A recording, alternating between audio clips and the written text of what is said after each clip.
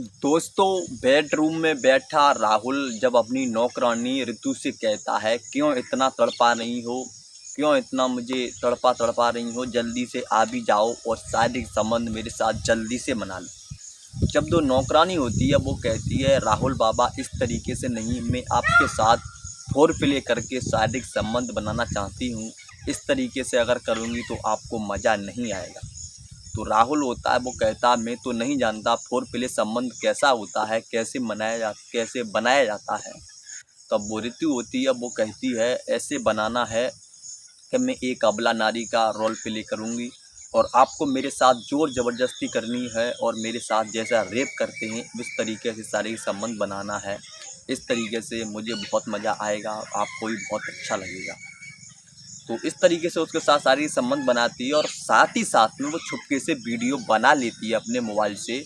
और उसके बाद में उस 16 साल के लड़के को, वो 26 साल के लगभग लेडीज थी, उसकी नौकरानी उसको फंसा देती है झूठे केस लगा करके उस पर। तो उसके बाद में वो लड़का होता है जेल की सलाखों के अंदर चला जाता है। तो किस प्रकार से ये करती है उसके साथ में धोखा, आज को ये सच्ची कहानी हम सुनाने जा रहे हैं। तो बस कहानी में आगे बढ़ने से पहले आपसे एक छोटी सी ही रिक्वेस्ट है, अभी इस वीडियो को लाइक कर दीजिए और चैनल को अभी सब्सक्राइब कर लीजिए। और जय श्री राम, नमस्कार, मेरा नाम है प्रदीप और आप देख रहे हो इस चैनल को। तो सच्ची कहानी क्या है बताते हैं। दोस्तों, यह कहानी है राजस्थान के जयपुर की। वहाँ पर एक परिवार रह रहा था, उसमें एक लड़का होता है, उसकी उम्र लगभग 15-16 साल के आसपास होती है। वो जवानी की तरफ धीरे धीरे बढ़ रहा था और उसके जो पिता होते हैं उनका नाम होता है तोमर साहब। तो वो बाहर रहते थे, यानी दूसरी कंट्री रहते थे, भारत में नहीं, भारत से बाहर नौकरी करते थे। और उसकी माँ थी, वो डॉक्टरनी थी, प्राइवेट अस्पताल में डॉक्टरी किया करती थी। और उसके घर में पैसों की कोई कमी नहीं थी। तो घर की देखभाल के लिए और घर का जो खाना पीना बनाने के लिए उन्होंने अपने घर में एक नौकरानी करके रखी थी। तो वो नौकरानी थी, उस घर का सारा साफ सफाई करती थी, तो शाम को चली जाती थी।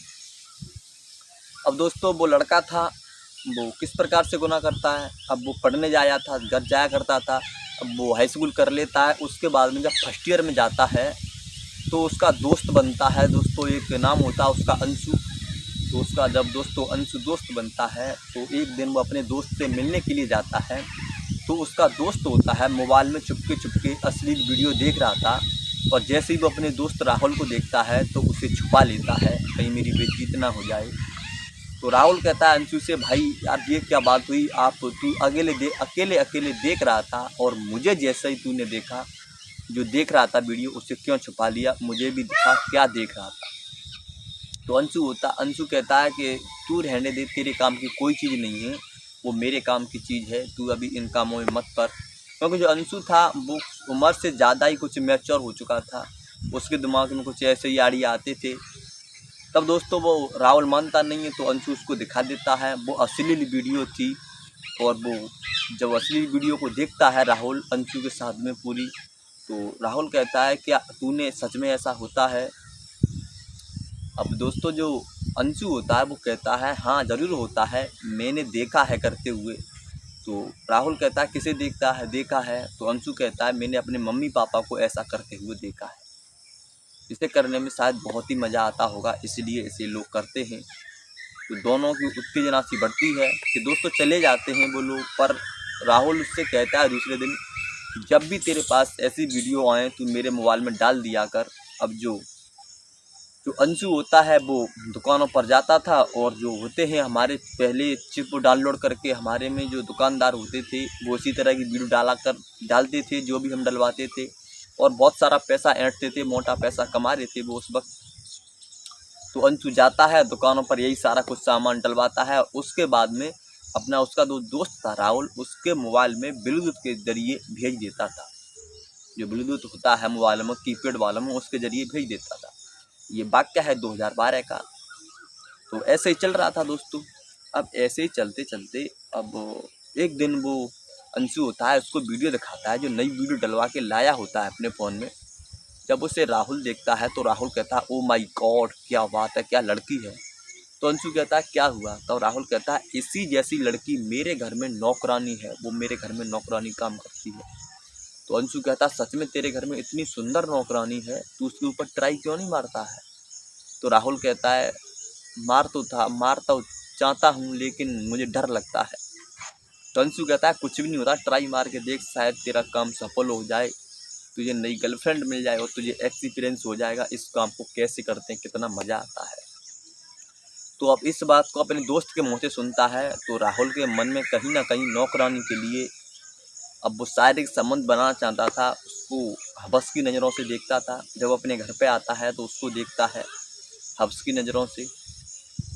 अब वो लेडी थी 26-27 साल की, वो उसकी आंखों को जब भांप लेती है, जब भी ये देखता था उस तरीके से उसको खा जाने की नज़रों से, तो ये समझ जाती है कि इस लड़के के मन में कहीं ना कहीं उसके लिए शारीरिक संबंध या हवस पैदा हो गई है। तो पहले से ही वो ऐसा काम करती थी तो उसको भी बहुत मज़ा था। वो चाहती थी कहीं न किसी तरह के पैसे तो ऐंठे जाने चाहिए। अब दोस्तों होता ये है, एक दिन जो राहुल होता है उसकी माताजी घर पर नहीं थी दोपहर में, जब वो पढ़ के आता है तो नौकरानी काम कर रही थी। अब वो उसको घूर घूर को देख रहा था तो नौकरानी समझ लेती है और उसके बाद में दोस्तों वो नौकरानी हॉस्पिटल में भी जाती थी साफ़ सफाई करने के लिए दोपहर में। तो अपने कपड़े चेंज करने के लिए वो बाथरूम में चली जाती है और बाथरूम में जैसे ही नंगी होकर कपड़े चेंज करने लगती है तो ये राहुल होता है, पीछे से खिड़की होती है छोटी, उसमें से उसे नंगा कपड़े बदलते हुए देखता है।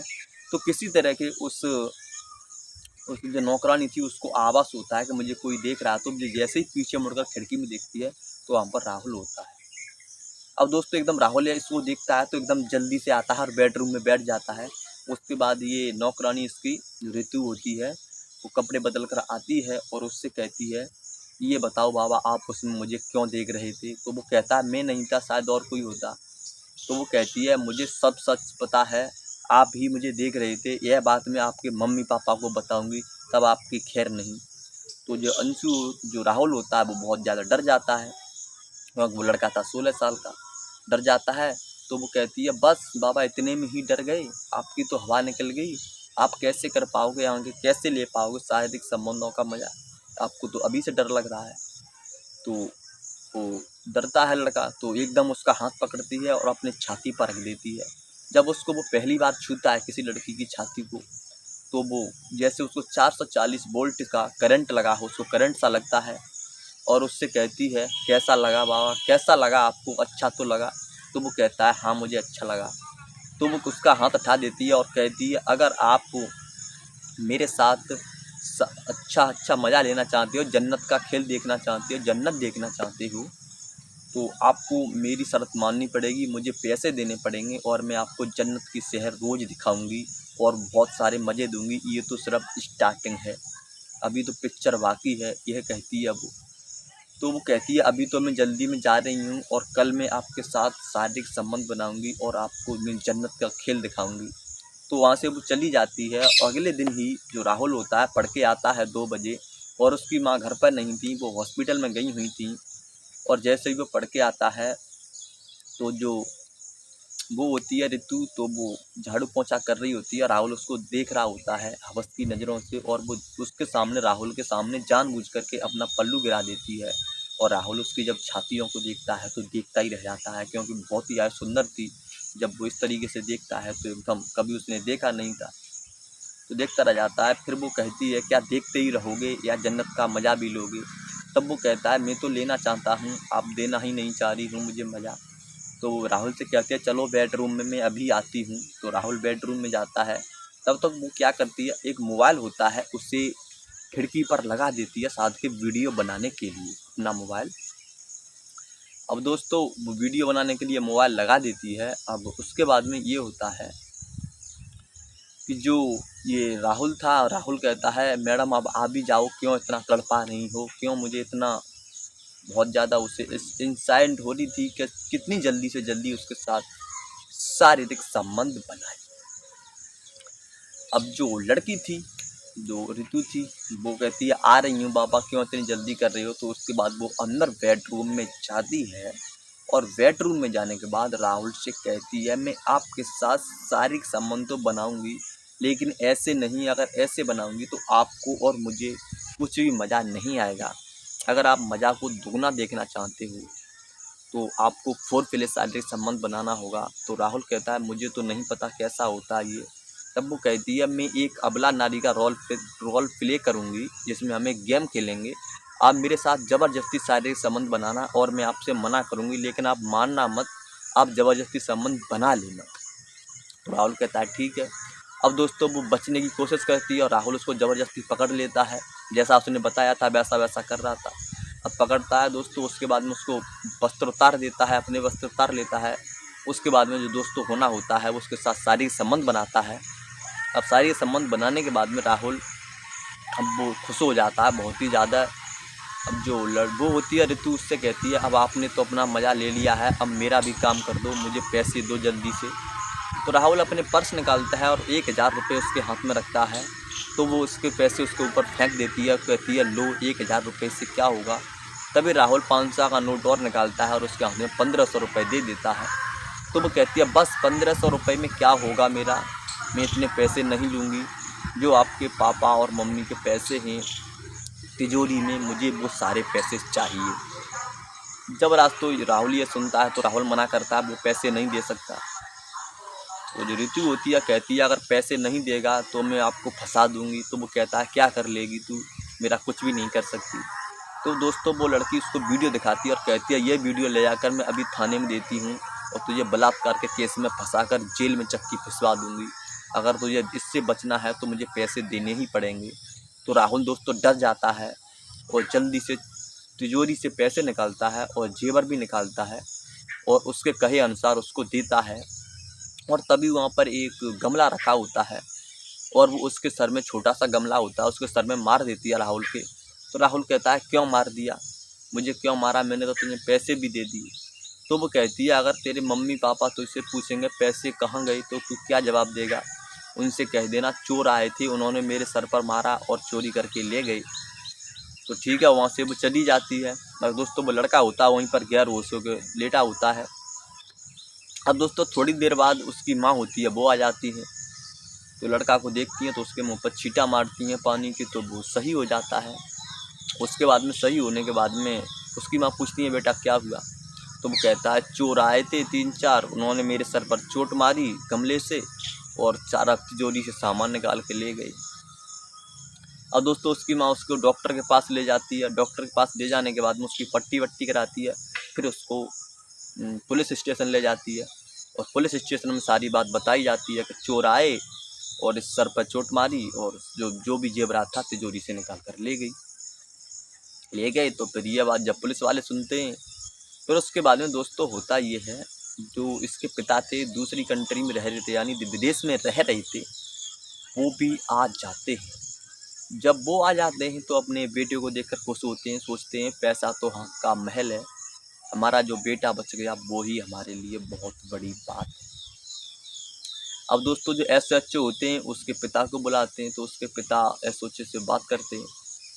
और जो लड़का होता है जिसका नाम जो राहुल था, वो कहीं ना कहीं अपनी बातों में फंसता हुआ नज़र आ रहा था। वो कभी ये एक बार तो ये कहता है कि जो चोर आए थे उन्होंने पहले उसके सर पर गमला मारा, उसके बाद चोरी करके ले गए। तो SHO साहब ये कहते हैं अगर चोर आए थे तो चोरों को कैसे पता था कि तिजोरी की चाबी कहाँ है और पैसे सारे के सारे कहाँ रखे हैं, कहीं ना कहीं इसमें राज है। तो ये तोमर साहब थे उस लड़के के पिता, वो ज़्यादा इंटरेस्ट नहीं दिखाते हैं। वो कहते हैं कोई बात नहीं, जो होगा सो रहने दो, हमारा बेटा बच गया, हमारे लिए यही बहुत बड़ी बात है। तो इस पर SHO साहब भी चुप रह जाते हैं, वो भी कुछ नहीं कहते हैं। लेकिन उधर जो लड़की थी, जो ऋतु थी, वो भी 2 दिन से उनके घर पर काम करने नहीं आ रही थी। यह बात को जब तोमर साहब भी गौर करते हैं कि वो क्यों नहीं आ रही, जब उसका फ़ोन लगाते हैं तो उसका फ़ोन स्विच ऑफ जाता है। अब जो वो लड़की थी वो सीधा चली जाती है पुलिस स्टेशन। उसके बाद में वो वीडियो होती है, उसका जो पहले से बॉयफ्रेंड था उसके साथ में जाती है और उस वीडियो को थाने में ले जाकर पहुंचाती है, दिखाती है मेरे साथ किस तरीके से उनके लड़के ने, इनके मामले में काम करती थी नौकरानी बन के, उनके लड़के ने मेरे साथ किस तरीके से बलात्कार कर दिया और आप उसको खुलेआम घूम रहा है वो। तो जब वो देखते हैं SHO साहब तो वो कहीं ना कहीं समझ जाते हैं कि इस कहानी का और उस चोर वाली कहानी का कहीं ना कहीं आपस में संबंध जरूर है। अब दोस्तों उसका केस की सुनवाई होती है, उसके पास पक्का सबूत था। अब दूसरा दिन होता है तो SHO साहब गाड़ी लेकर पुलिस की उस लड़के के घर पर पहुंच जाते हैं, राहुल के। और राहुल के पिता होते हैं वहाँ पर। राहुल के पिता से कहते हैं कि आपका बेटे को हमको ले जाना पड़ेगा। तो राहुल के पिता होते हैं, वो कहते हैं अब क्या रह गया, अब तो सारी जानकारी ले ली, अब कौन सा ऐसा काम बचा है जो आप मेरे बेटे को ले जाना चाहते हो। तब वो कहते हैं वो बात तो ठीक है, लेकिन आपके बेटे के खिलाफ एक नौकरानी है आपके घर की, उसने पक्का सबूत दिया है, उसके पास वीडियो है, आपके बेटे ने उसके साथ शारीरिक संबंध बनाया है। जब यह बात कहते हैं और आपके बेटे को हमको ले जाना पड़ेगा क्योंकि उसके पास पक्का सबूत है, और आप ऐसा करो जल्दी से एक लॉयर यानी एक वकील कर लो और अपने बेटे को बेल पर लाने की तैयारी कर दें। तो दोस्तों उसके बाद में उसके बेटे को ले जाते हैं और थाने के अंदर बंद कर देते हैं। अब दोस्तों SHO साहब होते हैं कहीं ना कहीं सोच में पड़ जाते हैं कि कहीं ना कहीं यह केस उस केस से संबंधित, दोनों केस एक ही से संबंधित हैं। जब यह बात उनको पता चलती है तो तभी उसके पिता होते हैं जो राहुल के, वो भी थाने पहुंच जाते हैं। थाने पहुंचने से पहले उनके पास एक कॉल आता है, वो किसी अननोन नंबर से कॉल था। उस पर कहा जाता है अगर आपको अपने बेटे की जान प्यारी है, यानी अपने बेटे की ज़िंदगी प्यारी है, जेल के अंदर नहीं रहना चाहता है आपका बेटा, आप अपनी इज्जत को बचाना चाहते हैं, तो मुझे 20 लाख रुपए चाहिए, हम यह केस वापस ले लेंगे। अब दोस्तों वो जैसे थाने पहुंचते हैं उसके बाद में जो SHO साहब होते हैं उनको सारी बात बताते हैं कि मेरे पास ये अननोन नंबर से कॉल आया है और वो ऐसे कह रहा है कि 20 लाख अगर रुपए मैं उसको दे दूंगा तो मेरा बेटा बच जाएगा, उसको जेल नहीं होगी। अब SHO साहब होते हैं उस नंबर की जानकारी निकालते हैं, इस नंबर किसका है, तो पता चलता है वो नंबर होता है ऋतु का जो बॉयफ्रेंड होता है, उसी का नंबर होता है। अब दोस्तों SHO साहब होते हैं जो ऋतु के मामले में भी जानकारी लेना शुरू करते हैं, उसकी डिटेल निकालते हैं और उसका बॉयफ्रेंड होता है उसकी डिटेल निकालते हैं। तब पता चलता है ये दोनों फ्रॉड हैं और जो ऋतु है उससे पहले से ही 7 साल की जेल काट कर आई है। उसने कई सारे लड़कों पर, कई सारे मर्दों पर इस तरीके से केस लगा रखे थे झूठे बलात्कार के, और इसी के उस 7 साल की जेल भी काट कर आई थी। अब SHO साहब होते हैं उनके पास सारे के सारे सबूत चिट्ठा इकट्ठा करते हैं। वो कहीं ना कहीं वो तोमर साहब के बेटे को निकालना चाहते थे, वो जानते थे तोमर साहब सही है, तोमर साहब का बेटा भी सही है, तो सारे सबूत इकट्ठे करते हैं और उन सबूतों को बाकायदा जो न्यायालय होता है वहाँ पर रखा जाता है। और वो लड़की भी उधर से ऋतु होती है, वो भी आती है और उसका बॉयफ्रेंड भी आती है। अब दोनों वकील होते हैं, उन सबूतों के आधार पर केस की सुनवाई करते हैं। तो जज साहब होते हैं जो फैसला सुनाते हैं, वो समझ जाते हैं लड़की गलत है और लड़की होती है और उसका बॉयफ्रेंड होता है, उसको सलाखों के अंदर जेल हो जाती है। और जो लड़का होता है उसको उसने जुर्म तो नहीं किया था लेकिन गुनाह ज़रूर किया था, वो बहक गया था, इसके लिए उसने गुनाह कर दिया था बहकावे में आकर। और तब उस लड़के को भी थोड़ा बहुत उस पर दंड लगता है, थोड़ी बहुत पिटाई भी होती है। उसके बाद में उस लड़के को तो वहाँ से रिहा करवा लिया जाता है और उनको अंदर 7 साल की फिर से सज़ा दोबारा हो जाती है और वो आज जेल के अंदर हैं। तो बुरे कामों का बुरा नतीजा तो होता ही है दोस्तों। अगर आप जैसा बुरा करोगे तो एक ना एक दिन तो ज़रूर फंसोगे। वो लड़की थी ऋतु, सारा कुछ जानती थी, वो सारी पहले से खेली खाई हुई थी, लेकिन वो लड़के को फंसा रही थी। वो ज़्यादा से ज़्यादा ऐंठना चाहती थी, वो इस तरीके से क्राइम करती थी अपने बॉयफ्रेंड के साथ मिलकर। तो मेरे हिसाब से तो वो 100% गलत करती थी, उसका उसको इल्ज़ाम मिला है। और जो लड़का था ये राहुल, ये बहक गया था कहीं ना कहीं अपने दोस्त के चक्कर में आके। और हाँ दोस्तों, आपको जागरूक करने की बात और आपको सचेत करने की बात इसमें ये है कि आप अपने बेटा या बालक या बच्ची को जब भी फ़ोन वगैरह देते हैं तो उनकी बीच बीच में उनकी जानकारी लेते रहना चाहिए, कहीं मेरा बालक गलत तो नहीं चल रहा ना, कल आपको भी ऐसा कुछ मजबूरी का सामना करना पड़ा, ऐसा बहुत सारा हो जाता है। तो अपने बच्चों का हमेशा ध्यान रखना चाहिए, उनका फ़ोन वोन भी कभी चेक करना चाहिए, कहीं वो गलत संगत का शिकार तो नहीं हो रहे हैं। और हाँ, अगर आपको दोस्तों ये वीडियो बड़ी मेहनत से मैंने बनाई है तो 1 लाइक तो बनता है और चैनल को अभी सब्सक्राइब कर लीजिए। और हाँ, कमेंट करके एक बात ज़रूर बताना, आपका नाम क्या है और आप इस वीडियो को कहाँ से देख रहे हो, क्योंकि हम अपने चैनल पर अगर अच्छी सी कमेंट कोई करेगा, अपना नाम बताएगा, तो अगली वीडियो में हम उसका नाम ज़रूर लेंगे। और मेरी वीडियो पर एक भाई ने कमेंट किया था जिसका नाम आकाश है। आकाश ने कहा भाई वीडियो क्यों बनाते हो और वीडियो आपकी अच्छी हैं। तो भाई दिल से थैंक यू आपके लिए, आपने हमारी वीडियो अच्छी हैं और हम आपको जागरूक करने के लिए वीडियो बनाते हैं और हमारी आपको वीडियो अच्छी लगती है तो देखो दोस्तों ऐसे ही और लाइक वगैरह ठोको। मैं अच्छी से अच्छी वीडियो बनाने की कोशिश करूँगा, आपको जागरूक करने की, सचेत करने की कोशिश करूँगा छोटी सी उम्र में। बस यही उम्मीद है आपसे। तो मिलते हैं एक और अगली वीडियो में, तब तक के लिए जय हिंद, वंदे मातरम।